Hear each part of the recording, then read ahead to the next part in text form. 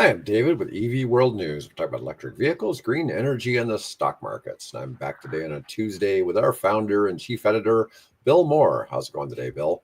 Hey, I got my walk in this morning. I'm feeling good. Yeah. All right, for folks, I had somebody complaining the other day because of one of the topics we had in the headline.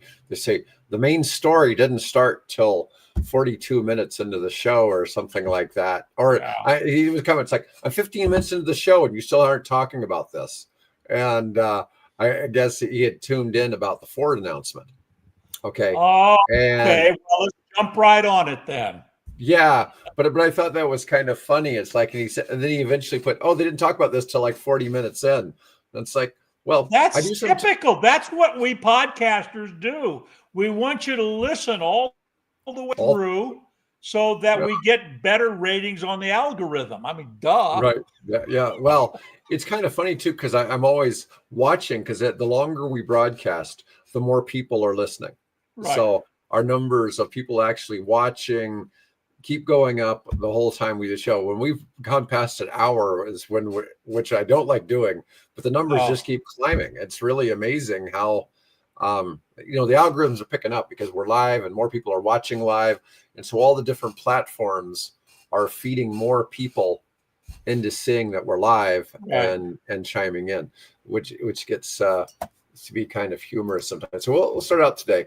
So a couple pieces of news. So Jim Farley made his announcement that they're doing a bunch of stuff in Kentucky, Right. Louisville. with Yeah. one of the plants there, and they're going to convert it into smaller electric Ford pickup trucks. Right. Yeah, and so this is what we anticipated. I don't know. I haven't actually seen the whole video. I did listen to a little bit of it. I watched most of it through. So what Did he I was discuss the in price point? Did he discuss the price No, point? no, that they typically won't do that until much closer to launch. And he was talking, I think he's saying sometime that it launch, if I remember, sometime in 27. Which quarter? I don't recall, but Mhm, it'll be in 27. They're putting something like $2 billion. They're mhm. investing into that plant. And of course, they had Governor Bashir there, and they had Mrs. Bashir there, as well as various of their union representatives and things like that. What I was struck though with was that even though there's this new technology that they're doing, they're completely reinventing the Ford assembly line, the way they're going to do things. This was all put in this, invented and worked on for the last 3 years in their skunk work down in, I think it's Long Beach, where they were located. Mhm. The thing that was interesting was I was watching the crowd reaction, and it was pretty subdued. So I have a sense that there's a lot of those union laborers there that are just, I don't know if, because Farley says this is a $2 billion bet we're making. This is not a sure thing. I mean, admit it, this is not a sure thing. This is a $2 million bet, but this is the direction that Ford Motor Company is going.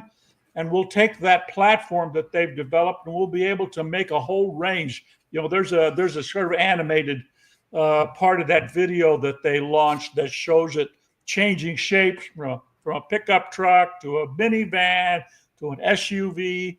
I don't recall there being a sedan in there, but it obviously is very possible. So But I mean, the it's pretty average exciting. American worker is not excited about electric vehicles. I don't care if you're in the car manufacturing business or what business, but your average blue collar worker probably Yep, still feels that EVs are a scam. yep, And it's just the nature of the news cycle here in the United States, and other things that people are fed. I couldn't tell you how often when I'm talking to some of my friends, about stuff that, and a lot of them don't even know I do this show. Okay, and they'll start talking some nonsense, and I'm like, look, that's not even remotely true. yep, yep. There's no truth to that at all. And I'm amazed at how much ignorance there is in the Oh my space. God, we But there's a look. lot of it. Our industry kind of contributes to some of it, though. For instance, if there's EV charging somewhere, there's no signs that say exit here, EV charging. You know, because people who drive EVs, they're using apps and the cars are telling them where the things are at. They don't need a sign on the exit. Their car is already telling them to pull off here. Okay. So it's a different experience. Okay. But the people who don't drive EVs don't see that. Don't see that. Don't get reminded. Yeah. Why would I put an EV charging app on my phone? I don't have an EV. Right, right. So, but there's nothing on the sign on the road that says there's an EV charger. Yep. So it must be stupid. There's obviously no EV chargers on the freeway.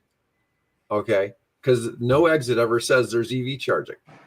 And so I think that some of that is a little bit self-defeating. Yep. I couldn't agree more. Yeah. I mean, it's kind of a weird experience. We need to do a much better, Hey, I've been trying for 27 years, my friend, but we. No, I get it. But you know what I'm saying? So there's this pushback. So that crowd may be subdued because they may not see themselves. May see themselves as the Ford F-150 gas-powered truck crowd, right? So the idea of which makes the money for Ford, and the idea of a smaller mid-size electric pickup. So right now, Ford delivers the Maverick 4-door mid-size pickup truck, stripped down. It's about 28 grand. Okay, they can be found for that price. Even here in Omaha, they can be found for that price. Okay, it's not a big stretch for them to make an electric truck for less than that. So it's going to be interesting to see where Ford can get competitive. But they already realize they need, Jim Farley's been to China. He's seen how the Chinese manufacture and the harsh realities. And he stressed that our competition for the future of the automobile, the future Ford Motor Company, our competition is China. And he stressed that right at the very beginning of his opening remarks. This is a gamble, it's a gamble we have to win. Mm-hmm. And the interesting sort of, the first kind of remark that he made that he sort of expected the crowd to applaud to, there was a hesitant pause, and then he starts clapping, and then the rest of the group start to half-heartedly begin to clap. You know what I'm thinking? Oh, that's terrible. Wow, this is not going well. Yeah, well, that is not, when he's calling it a Model T moment, and I agree. I mean, it's going to be huge for Ford when they bring this to market, right? And I fully believe that Ford can bring this to market. So this is one of the things in a lot of the spaces. I mean, even with Tesla, people doubt some of the stuff because, like, Musk hasn't brought the Model 2 to market. There's other things that he's thrown out there at different times. The robo-taxi has safety riders along. Yeah, well, Tuber, not robo-taxi. It's Tuber. Tuber has, Yeah. Anyways, I need to start adding that to all the videos and just put a list of all of our new words we're adding. Yeah, well, our new words we're adding to the English dictionary. I need Merriam-Webster to pick up on. Yep. Anyways, but so we will know. We will know. They think the name of the pickup's going to be Ranchero. Is the speculation because they used to have when I was a kid, they had the Ranchero, which was kind of a cross between a car and a pickup truck, right? And so they was it Ford version of the El Camino? Yeah, probably a version of we have to talk about the Camaro too here in a minute. Oh God. Okay. But that's what we think, that they're going to do. They renewed the copyright, or I guess the trademark, the trademark on Ranchero. So the speculation is that's what they're going to name the truck. So besides what was going on in Kentucky, Ford also yesterday announced that they're opening a 250,000 square foot EV development center in Long Beach. Mm-hmm. The new team will develop the low-cost electric mid-size truck by 27. Yep. Yeah. A former Tesla engineer leads the 350-person EV Yeah. skunk Yeah. works He team he at was he Ford. was one of the speakers there in Louisville. Oh, he was. Okay. Yeah, he was one of the speakers in Louisville. Yeah. Um, and So they're working closely with their counterparts in Dearborn, Michigan to bring Ford's first low-cost EV platform to life. Excited to have been here for the official opening, to see so many of the team in person. This was Jolanta Coffey, director of Ford's global new model launch in America's PD operations. That's interesting. Let's see. Yeah, so the low-cost EV program, which was known internally as the Skunk Works team, is being led Yep. by Alan Clark. He Yep. brings experience from his role at Tesla, where he was the director of new programs engineering. They have planned to add another 100 employees in the near future. Yeah, it was a very restrictive group. They only reported to, to their immediate boss and come on, Jim Farley. To Mhm. this, so it was a very, very secretive, a la Lockheed, very secretive operation for the last 3 years. That they didn't let anything out. Now, what we do know, the big Model T moment is the fact that they are, to make this happen, they are redesigning the assembly line. It is no longer a line, it is a tree, which is really interesting. A tree with 3 branches. And so the whole thing is basically going to be modularized. One part of the module be on one tree or one branch, and then the other, pieces. And this all comes together. What's interesting, they tried to stress to the workers there that it's going to require less physical strain on your part. First of all, we've eliminated, I think they said, a half mile of wiring in the car, which is wiring apparently is one of the big problems with cars today, and placing that wiring and attaching and so on that wire. So they have fixed that. The amount of twisting and turning and reaching into things has been dramatically reduced. And in the process, I think they said that they can cut the cost, the necessary labor input into this, which might explain why some of them are a little concerned, that they can cut that by about 40%, Nice, which nice. means that they can build the car more efficiently. The goal here is to be competitive. The target is to be competitive with China. Thanks, Nathan. Appreciate you. Yeah, 3/4 of a mile of wire. Yeah. Yeah, well, it's a so there's two things. So one, the workers see that. So, well, if they need 40% less labor, do they need us? Well, Ford's hoping they can sell 40% more cars, right? Right. And so it all works out to be about the same.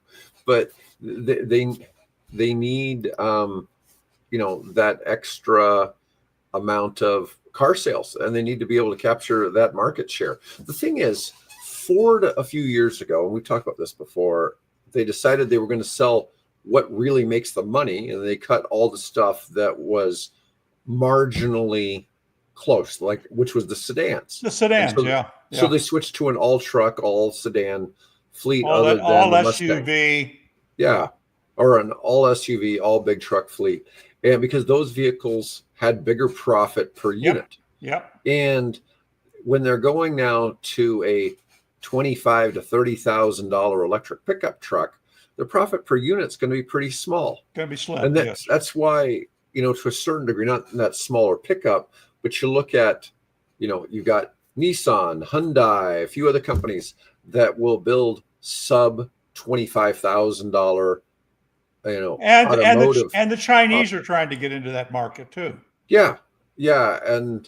But part of the Chinese model is the fact that you have a lot of people who simply can't afford a car at all, right? And so by selling one for $10,000, they're hitting a market that would never have bought a new car anyways. So yeah. Have you heard of the zombie cars? Oh, no. So what happens is that Chinese people that buy those cheap cars, Yeah. they're called, I think they're called the two tank, the nickname for them is two tank cars. What that Mhm. means of two tanks of gasoline is all they're allowed to have a year. So what they do is they take, and there are back roads and lots and places all over China where people with these two tank cars have to park them, and the only time they bring them out to drive them is on the various annual holidays in China, where people go back, like the Chinese New Year and things like that, Mhm. go back to see their families. That's the only time they can drive those cars, and the rest of the time they just sit there. It's a interesting phenomenon.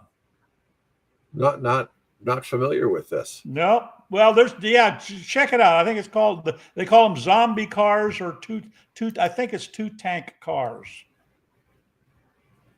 All right. Well, let's move on to another topic we had. Okay. A company called McKinstry. McKinstry, that's McKinstry, Uh-huh. has added 100 Chevy Silverado EVs to its fleet of work trucks. Now, Now, I had to look up who these guys are. They are a North American designer, builder, operator of commercial buildings. So mhm, that's kind of their hallmark, is that they do that. And of course, then they've got crews out, you know, doing the building and doing the maintaining of the operating of these buildings that they build for people. I'd yeah, never heard of them. I thought it was a misspelling of McKinsey, but it's yeah, McKinsey. Yeah, McKinstry. McKinstry. McKinstry. Right. Yeah, they have 114 battery electric work vehicles currently deployed in Washington, Oregon, Colorado, and Texas, and more to come. Um, they plan to increase their EV footprint worldwide or nationwide. Our employees love the transition. We're pushing to bring the industry along with us. And they currently have a mix of Chevy Silverados, Blazers, Equinox, and also Bright Drop 600 and 400 box vans. Good. And to make Good for them. the Silverado work, because it's not got a tradition. The Silverado has a different shape. Let's see. Than a lot of the other EV trucks.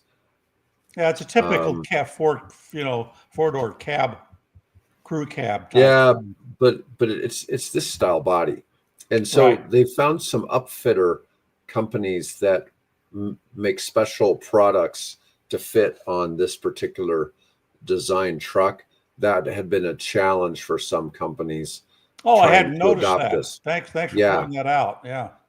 yeah. So, anyways, there were some challenges with that, but what's interesting is the Silverado has a Hummer of a battery because it's got a Right. 200 Right. kilowatt hour battery, and Well, it's in theory, they could use that on the work site, couldn't they? yeah, and that's one of the things they talk about, how Yeah.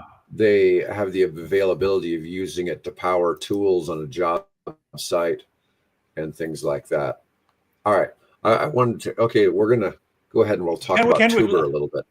Okay, just a moment. While Go we're ahead. on GM, okay, Hmm.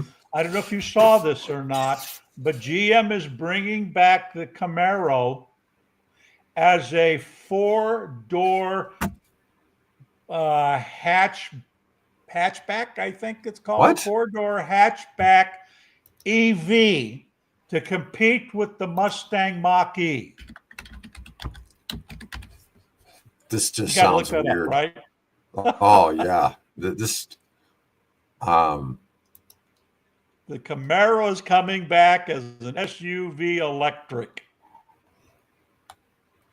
um hmm. That just, well, they don't give an idea here what that might look like. No, That is no, not just yet. a weird idea. I don't know. Hey, it works for Ford. How many Mustang Mach-E's do you see now? Yeah, but see, the thing to me, they should have just made that an electric Explorer, because that's essentially what it is. Okay. I don't really see that Well, as a Ford Mustang. Okay, Well, that's I've why just they thought called it that was, Mach-E. Yeah. yeah, I just felt it was, well, they called it the Mustang Mach-E. They should have just called it the Right. Mach-E, right? I think that's a decent name. With Chevy, when you think Camaro, you think two-door sports car. Right. Muscle Um, car. Yep. Now I could see them maybe calling it the Firebird, you know, just Pontiac.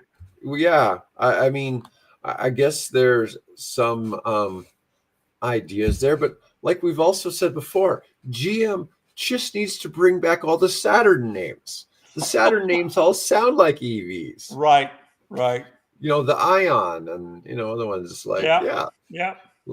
let's use those. The Hey, Camaro, I I don't know. I think they that's a tough don't one. allow, Mary doesn't allow us in those board meetings. So, Yeah, I I hey, don't know. if you're listening, And we'd be happy to we've come been to nice Detroit. to Mary Barra on the Yes, show. we So have. I like her. yeah, and so I don't know. This is just, I can't wrap my head around a four-door Camaro The as an, four-door SUV Camaro. yeah, I just think that's getting too far out there. Oh, I don't know. But like I it's said, a new it's a new world, my friend. It's a new world. yeah, it's just like so many people have hated on the fact that Ford has called the Mach-E the Mustang Right. Mach-E. It does look Okay. like a Mustang kind of from the back, though. I mean, it's No, got no. this, same Just rear sort design. of that quasi Mustang, grill, and even that's a stretch, but Um, all Anyway, right, moving on. all right. Let's talk about Ho Chi Minh City. Oh man, didn't this used to be called Saigon? This used to be Saigon. Yes, it did. Yes. All right. That's So why I posted it. yeah. Anyways, so we our typical listeners may have been to Saigon at some point. Yeah, very possibly. No, as a matter of fact, I had a couple come over to pick apples off my tree, right? Yeah. And he was a Vietnam vet. Yeah. So he probably spent some time, I would imagine, in and around Saigon. So Yeah. You just don't I know. did I didn't have the opportunity, thank God. Yeah. There you go. Dozens of new electric bus routes for Ho Chi Minh City. The And Vietnamese hundreds city has of gained, buses, yeah, 27 new electric bus routes, routes. as well as 443 new electric buses. About 1 in 4 vehicles in the city's bus fleet is electric. And wow, that's a pretty big number. Hmm. The city began to roll out the buses on the 1st of August. 26% of the city's public transport fleet is electric, with 613 electric buses in operation, combined with roughly 500 compressed natural gas vehicles, meaning almost half of Ho Chi Minh's public transport fleet uses alternative fuel sources. It's aiming for 100% green energy powered buses by 2030. Now, are you calling natural gas buses really clean energy? I mean, it's cleaner than diesel, Well, right? that's the point. Yeah, they Yeah. they they brought that in because you could, with minor changes to the engine, you could introduce natural gas, and it I think is what, like something like 30% fewer carbon emissions than burning diesel fuel. So it's a little bit cleaner. And I wonder where that's coming from. I guess they're probably natural gas fields. Oh yeah, well there would be in the Southeast Asia. I think there's a number of different gas fields. So Let's see. Under a government roadmap, all public buses are expected to run on clean energy by 2030, while Ho Chi Minh City itself is developing financial incentives for EV purchases, including buyback schemes for old vehicles, as well as subsidies for new purchases. yeah, However, the country still lacks sufficient charging infrastructure, continues to face challenges with its national grid, which suffers regular outages and is still dependent on coal. Well, there's a lot of that worldwide. yeah, The United States is really the only country where you've got electricity 24/7. So, I mean, there are others, but you know what I'm saying? It's not like yeah. Yeah. We just assume that the whole world has electricity, kind of like we No, do, and no, that's not even no. close to the case. But I should point out that if we were conspiratorially minded, this would be demonstrated proof that electric vehicles are a communist plot. There you go. See? There you go. Because only communists now control Vietnam is Hmm. making a push to be 100% green by some future date. There. Well, it's easier for them to make that transition happen, right? Well, I guess Or not a I'm whole not lot of opposition from not the a other whole lot of party. opposition. Yeah. Yeah, Yeah. they're not a two-party state. Yeah. You know, people can complain about our two-party system a lot, but it's worked for a few hundred years. Yeah, let's And keep it working for a few hundred more yeah, years. it'd be awesome if a three-party system worked, but it just, no matter how you slice it, the third party is really just, Is are they going to go with this group? Are they going to go with this with group? this group and yeah. Yeah. Yeah. And so that gets a little bit weird all on its own. All right. Let's talk about Tesla activist shareholders sue company and Elon Musk for robo-taxi rollout. Mm-hmm. This sounds like somebody trying a naked short sale attack on Tesla. This is what this sounds like. This is usually the kind of stuff they pull. early. Yeah. Although I doubt anybody's going to let people do a naked shorting on Tesla. And so that's probably to their advantage. Whereas the companies that it has been done against have tended not to be as strong financially as Tesla.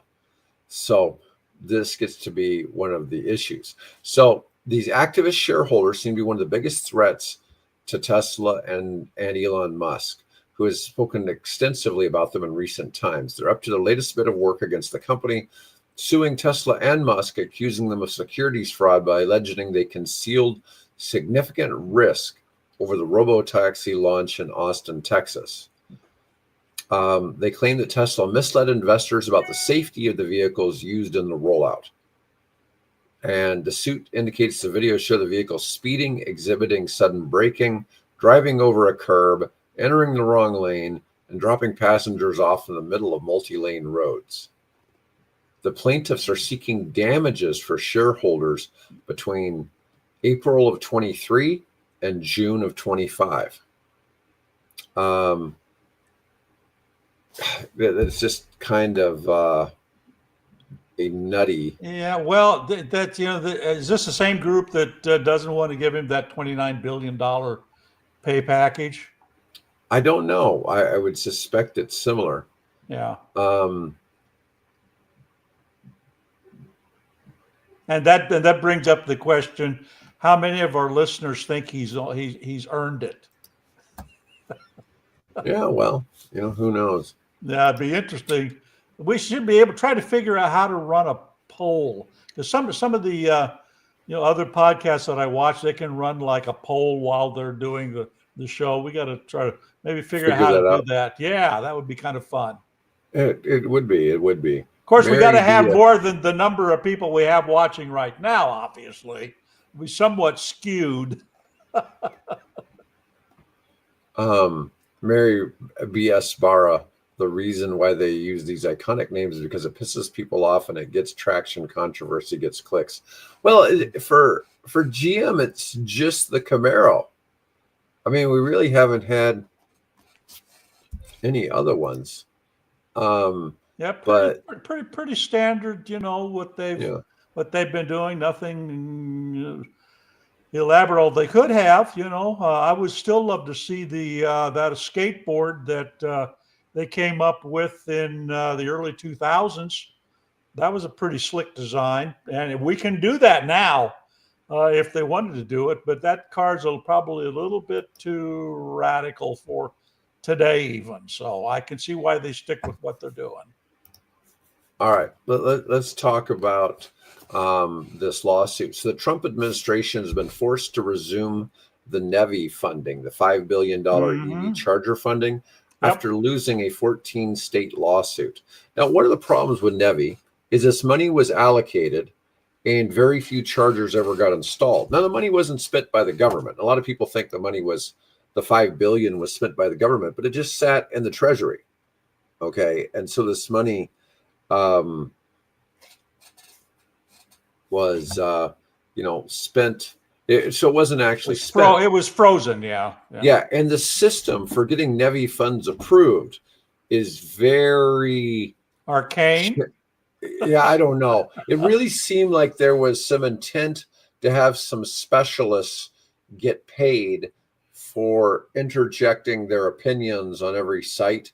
And it ended up just getting weird as to how things. Yeah. So what they did is they came back with is a lot less stringent reviews, and basically trying to make the system distribution more fair, more equal, assumingly among various income categories within cities and communities and things, and apparently most of that has now been stripped out of it. Let's see. So the funding for NEVI has been resumed, which is a National Electric Vehicle Infrastructure Program. The U.S. Department of Transportation guidance that accompanied the resumption removes requirements that ensured underserved areas have access to public charging stations. Well, the idea was to put a charging station every 50 miles along freeways. Mm-hmm. And let's see. And then maybe they'd have a sign saying there was a charger there to make all the people. Well, why not? Just put an order out with your local penitentiary where they make make license plates and say, make me a highway sign that says charging station next exit, right? Just send a road crew out and bolt it to the bottom of the sign that advertises, the truck stop and advertises the Burger King and, that kind of thing. Well, how hard would that be? A couple $1 million, right? Chump change. Yeah. Yeah. The government made something more complicated than it needed to be. Yeah. Well, there's no question. I mean, the thing is a lot, and this is part of what the whole Doge thing was about. We have a lot of people in government that maybe we really didn't need. And, sometimes some of these things were put in there, like, so they create, make it so that government workers had more to do. I don't. Well, that's the rumor. But when everything was said and done, haven't they found that they not only didn't save any money, they actually cost the federal government money? I don't know about that. Yeah, that's what I've been reading. Yeah, I don't know. But some of this, what I hate is when there's a situation that we have our states and the federal government getting in a lawsuit with each other, and people are paying taxes to both, and it's tax money paying for all these lawyers on both sides to be fighting this crap. I'm like, oh my God, what they're spending is just got to be insane, and it makes no sense for we, the taxpayers, to be footing the bill for some of the squabbling between state agencies and government agencies. And I don't know, some of it just gets a little bit, I'm kind of anti-government. So, yeah. Well, I'm glad we have it, because I don't like the alternative. Right. No, I get that. Yeah. So is it good? Does it need improvement? Oh, hell yes, it needs improvement. But boy, I don't want to be like in Soviet Union Soviet Union. Right. Russia. Yeah. I don't want to be in the Russian Republic. I don't want to be in North Korea. I certainly don't want to be in in China at the moment. Things are really messy there. The Secretary of Transportation, Sean Duffy, has slashed the review process required for states to receive the funding. Well, yes. This is a good thing. This is really going to help, including removing the requirement that a certain percentage of the charging stations be built in rural, underserved, or disadvantaged communities. That's what I'm saying. Yeah. Yeah. And they took that out. Is that fair? Is that, of course, the question is how many electric vehicles are there in an underserved, low-income neighborhood?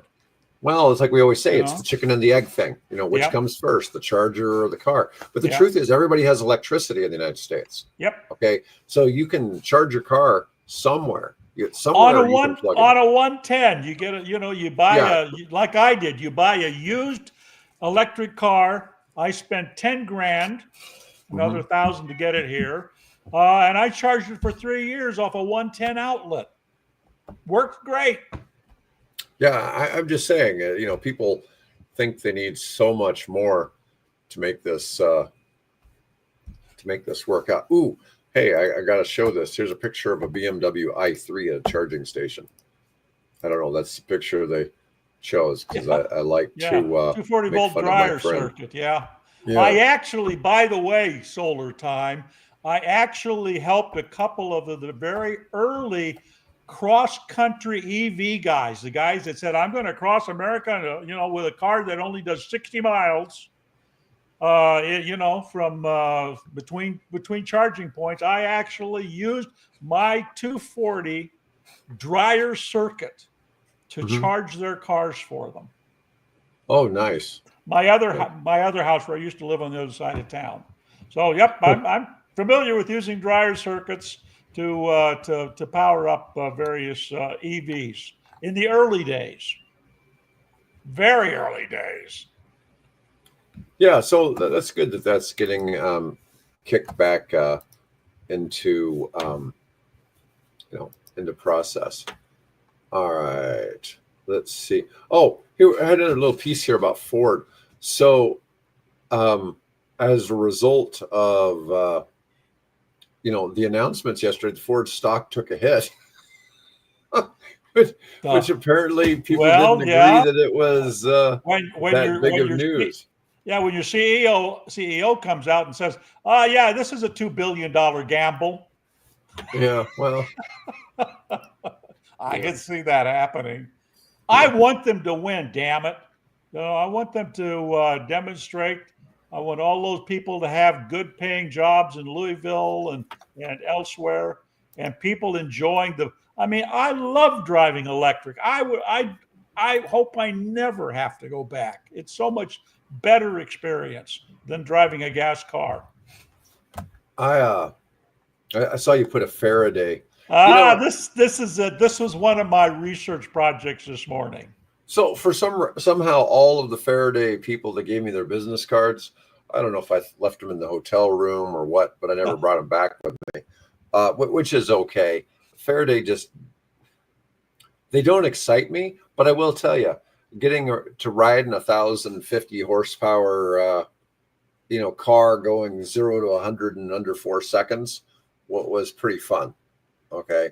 One of their engineers took me for a ride in Newport Beach, and we tested its performance on the streets of Newport, and it was plenty fast. That was for sure. Oh But yeah, for two, well, 1,000 but for two horsepower. hundred ninety thousand dollars, it ought to be Yeah, yeah, it exactly. ought to be fast. But yeah, this is funny. Faraday Future's latest pivot, strategy, crypto hype, and still no cars. Yeah. Well, I've ridden in one. They may not be selling them yet, but I, I don't know who their customer is for this. That's where my big question is. I Well, mean, props. are you getting Rolls Royce people and Bentley people to switch to this? I mean, I already thought that the Lucid mistake was a big enough one.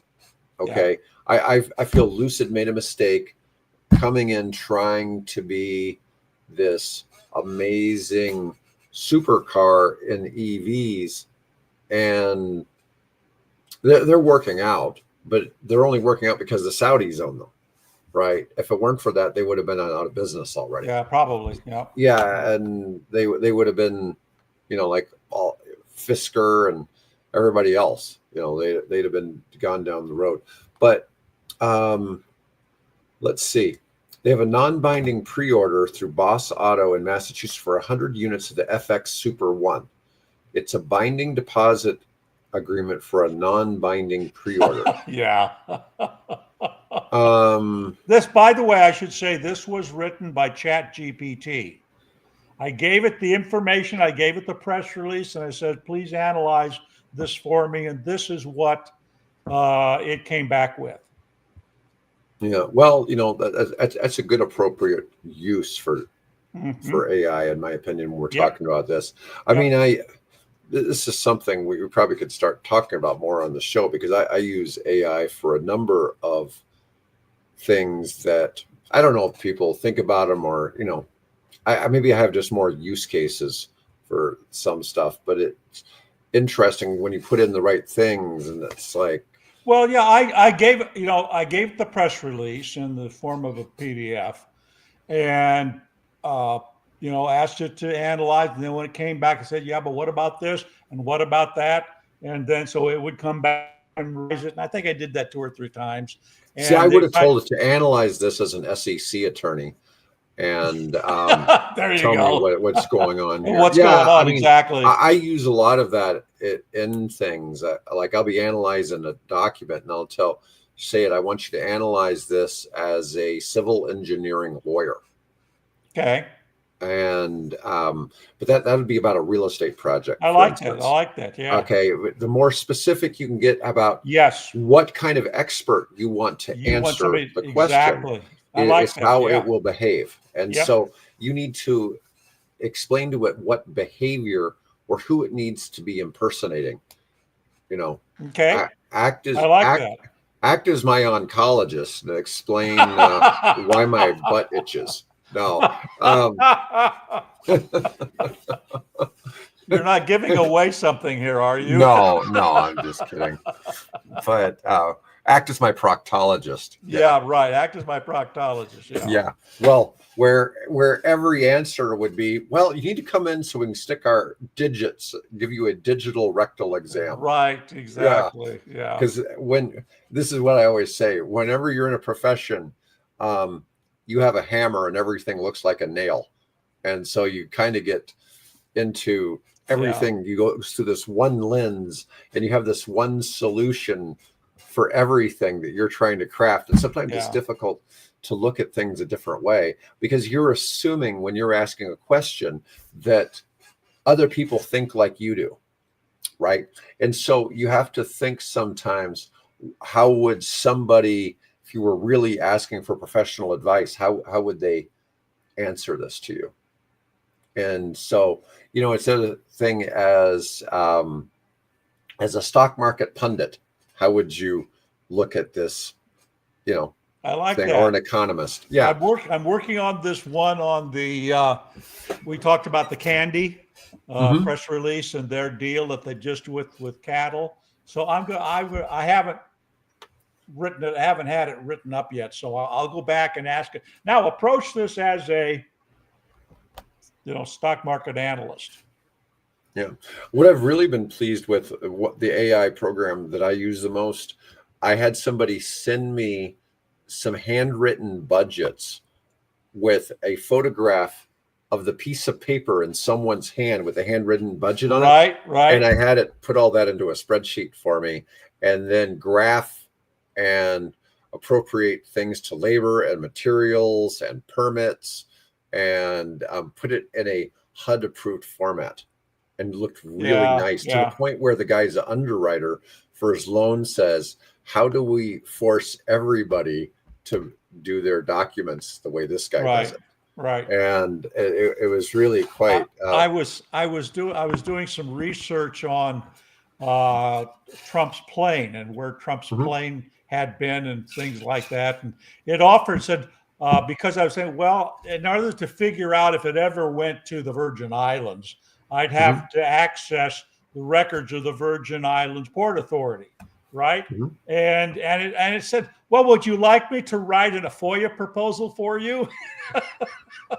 Oh, that's pretty cool. Yes. Now, it's not that important. If I even knew that the airplane was there, it never meant that anybody was, who was on that plane, and where they went after they got off the airplane. Right. They went down and had a drink at the local bar, or they visited friends on the other side of the island. Did they ever make it to Little St. James? I never know. So, why bother?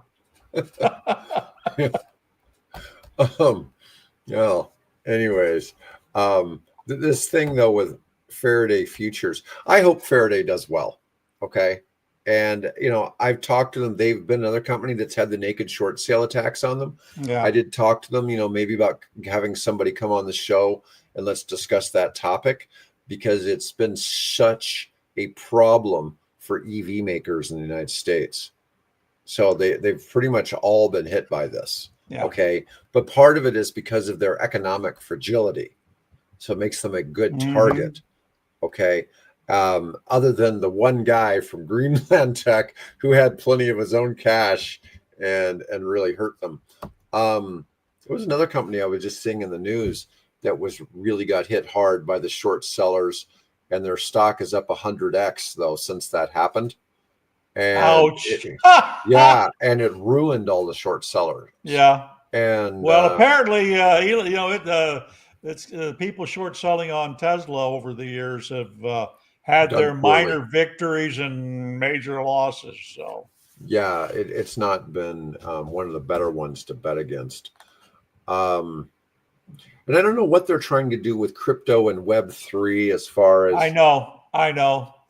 you know, I like crypto. I like some of the things that are like tokenization. There's some other things where I We think that we've crypto we've solves real got it off problems. camera. Yeah, Yeah, yeah. But if crypto solves a real world problem, not a problem I created, right. if it's Buy my digital monkey. right, yeah. I never got NFTs.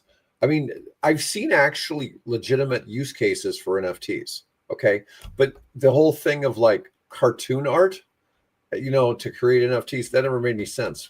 Yeah, What I'm getting at is like Bill and I have been discussing this idea for general aviation hangars that are fractionalized. Well, by fractionalizing them, it makes most sense for them to be on the blockchain.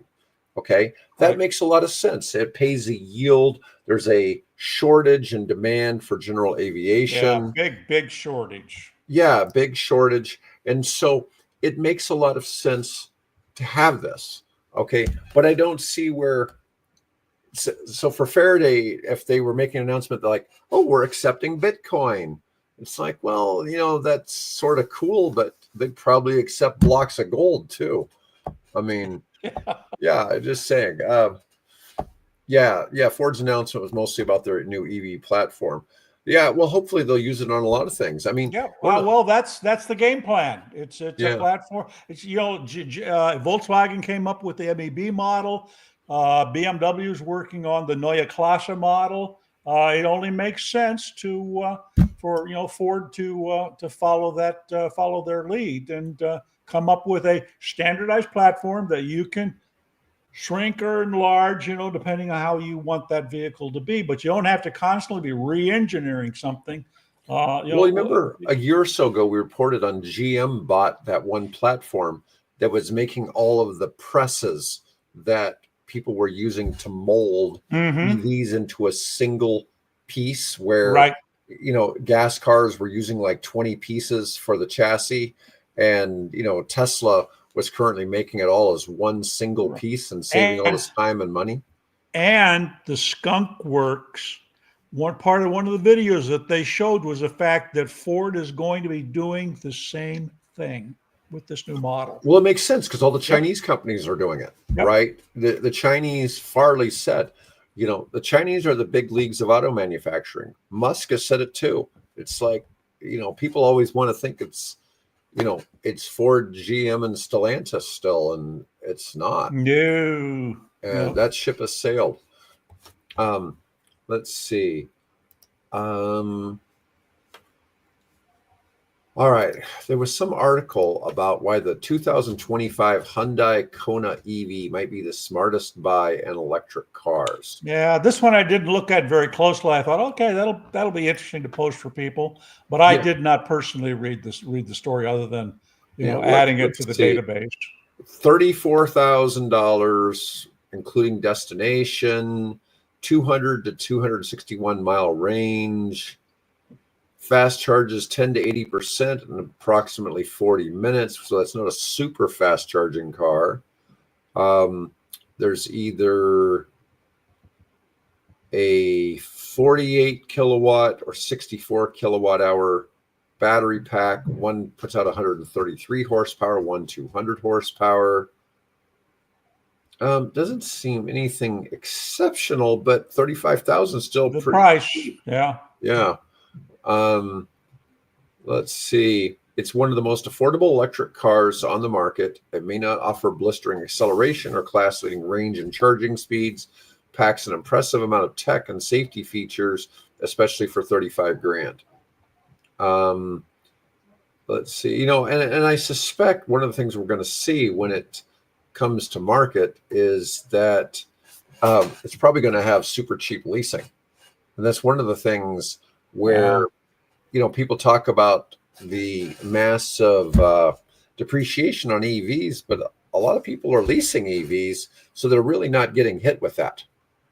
Yeah, there's Honda just released a new lease program for the Prologue that apparently really is.